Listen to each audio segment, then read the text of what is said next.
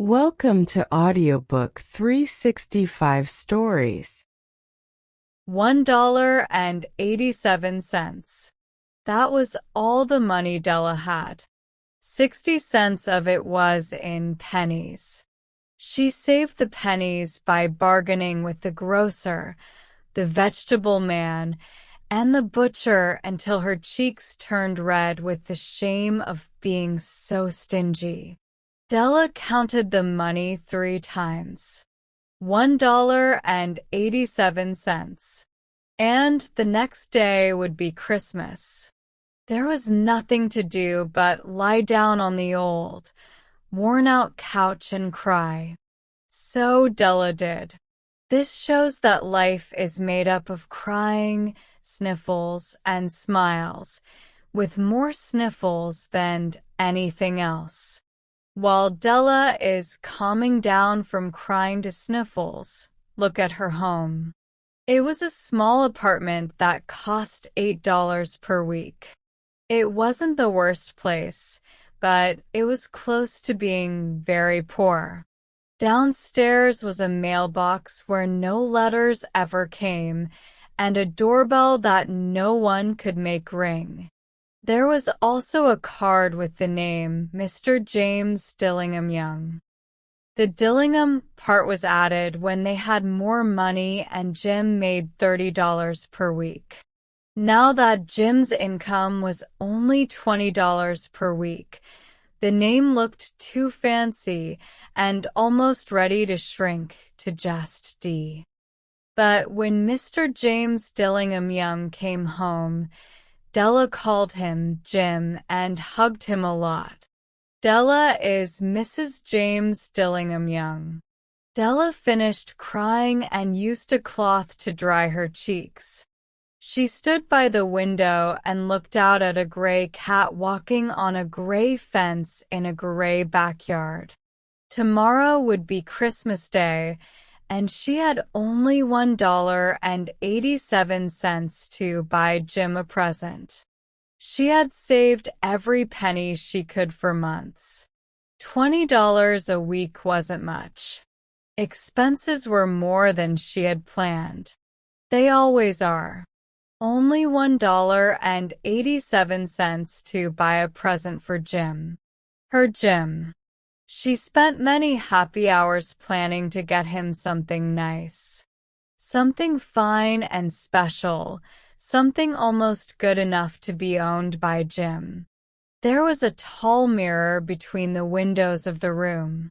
Maybe you have seen such a mirror in an $8 apartment. A very thin and flexible person can see their whole reflection in pieces by moving quickly in front of it. Della, being slender, had learned how to do this. Suddenly, she turned away from the window and stood in front of the mirror. Her eyes were shining brightly, but her face turned pale within 20 seconds. Quickly, she pulled down her hair and let it fall to its full length. Now, there were 2 things the James Dillingham Youngs were very proud of. One was Jim's gold watch that had belonged to his father and his grandfather. The other was Della's hair. If the Queen of Sheba had lived in the flat across from them, Della would have let her hair hang out the window just to make the Queen feel bad about her jewels and gifts. If King Solomon had been the janitor, with all his treasures in the basement, Jim would have shown his watch every time he passed by, just to make Solomon jealous. So now Della's beautiful hair fell around her, rippling and shining like a waterfall of brown water. It reached below her knee and almost looked like a dress. Then she quickly put it back up again. She paused for a minute and stood still, and a few tears fell on the worn red carpet. She put on her old brown jacket and her old brown hat. With a quick swirl of her skirts and the bright sparkle still in her eyes, she hurried out the door and down the stairs to the street. She stopped at a sign that read, Madame Sofronie, hair goods of all kinds. Della ran up one flight of stairs and caught her breath. Madame, who was large, very white and cold, did not look much like Sofronie. "Will you buy my hair?" asked Della. "I buy hair," said Madame. "Take off your hat and let me see it." Down fell the brown waterfall. $20, said Madame, lifting the hair with a practiced hand. "Give it to me quickly," said Della. Oh, the next 2 hours went by quickly. She searched all the stores for Jim's present.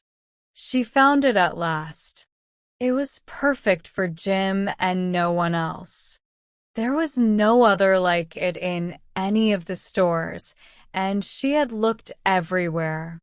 It was a platinum watch chain, simple and elegant, showing its value by its material and not by decorations, as all good things should. It was even worthy of the watch. As soon as she saw it, she knew it must be Jim's. It was like him. Quiet and valuable, the description fit both. They took $21 for it, and she hurried home with 87 cents left. With that chain on his watch, Jim could look at the time proudly anywhere.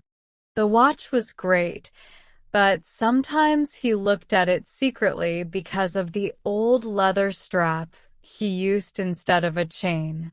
When Della got home, her excitement calmed down a little, and she started to think more clearly.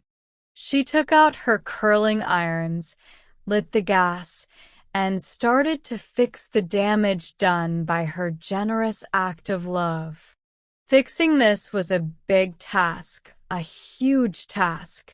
In 40 minutes, her head was covered with tiny, close curls that made her look a lot like a runaway schoolboy. She looked at herself in the mirror long and carefully. "If Jim doesn't kill me," she thought, "before he takes a second look at me, he'll say I look like a Coney Island chorus girl." But what could I do? Oh, what could I do with $1.87?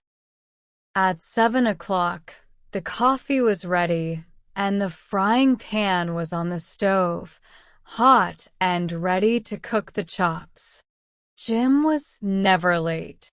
Della held the watch chain in her hand and sat on the corner of the table near the door he always used. Then she heard his steps on the stairs, and she turned pale for a moment. She had a habit of saying little silent prayers about simple things, and now she whispered, "Please God, make him think I am still pretty." The door opened, and Jim stepped in and closed it. He looked thin and very serious. Poor guy, he was only 22 and had to take care of a family. He needed a new overcoat and had no gloves. Jim stopped inside the door, as still as a dog that has seen a bird. His eyes were fixed on Della, and he had an expression on his face that she couldn't understand, and it scared her. It wasn't anger, or surprise, or disapproval, or horror, or anything she expected. He just stared at her with that strange look on his face. Della got off the table and went to him. "Jim, darling," she cried, "don't look at me like that.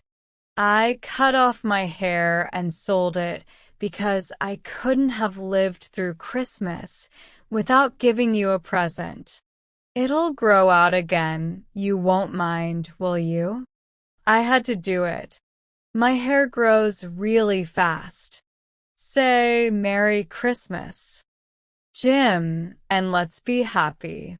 You don't know what a beautiful, nice gift I got for you. You cut off your hair? Asked Jim slowly, as if he couldn't quite understand it yet. Cut it off and sold it, said Della. Don't you like me just as well without my hair?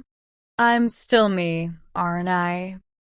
Jim looked around the room curiously. You say your hair is gone, he said, almost like he couldn't believe it. You don't need to look for it, said Della. It's sold, I tell you, sold and gone. It's Christmas Eve, Jim. Be kind to me, because I sold it for you. Maybe the hairs on my head were numbered, she continued sweetly, but nobody could ever count my love for you. Shall I start cooking the chops, Jim? Jim seemed to wake up from his trance. You get Della. Let's give them a moment of privacy. $8 a week or $1 million a year. What's the difference? A mathematician or a clever person might give the wrong answer. The wise men brought valuable gifts, but that's not the point. This will become clear later on. Jim took a package from his overcoat pocket and put it on the table. Don't get me wrong, Dell, he said. I don't think any haircut or shave could make me love you less. But if you open that package, you'll see why I was so surprised at first. Della's fingers quickly tore at the string and paper. Then she screamed with joy, and then, suddenly, she started to cry, needing all of Jim's comforting. There lay the combs, the set of combs, side and back, that Della had wanted for a long time in a shop window on Broadway. Beautiful combs, made of tortoise shell with jeweled rims, just the right color for her beautiful hair. They were expensive, and she had wanted them without hoping to ever own them. And now, they were hers, but her hair that should have held them was gone. But she hugged the combs to her chest, and finally, she looked up with teary eyes and a smile and said, My hair grows so fast, Jim. Then Della jumped up like a little cat and cried, Oh, oh. Jim had not yet seen his present. She held it out to him eagerly in her hand. The dull, precious metal seemed to shine with her bright spirit. Isn't it great, Jim? I looked all over town to find it.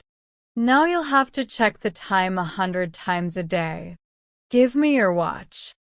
I want to see how it looks.